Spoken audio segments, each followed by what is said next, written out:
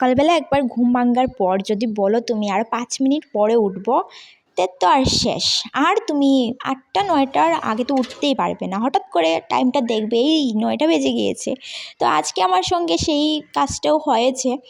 যাই হোক, তো ঘুম থেকে উঠে মুখ টুক ধুয়ে এদিকে ডিম সিদ্ধটা খেয়ে নিয়েছি। আর এখন বানাচ্ছি ব্রেকফাস্ট। আর ব্রেকফাস্টে আজকে রুটি আর সুজি বানিয়েছি। তো তোমরা কে কে তেল দিয়ে রুটি খেতে ভালোবাসো কমেন্টে জানিও। তো আজকের রুটি সুজি অনেক টেস্টি হয়েছে।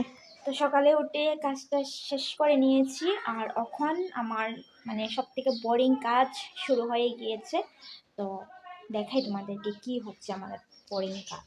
এই যে ছাদের উপরে যাওয়া, একদমই ভালো লাগে না। ছাদে যাওয়াটা হচ্ছে আমার সবথেকে বোরিং কাজ। করিস একদম ভালো লাগে। এখন যেতে হবে ছাদের উপরে। Boring boring. আর ঘুরতে যাওয়ার আগে যে সবসময় শপিং করাটা সম্ভব না আমার ক্ষেত্রে, আমি হলাম কিপটে মেয়ে।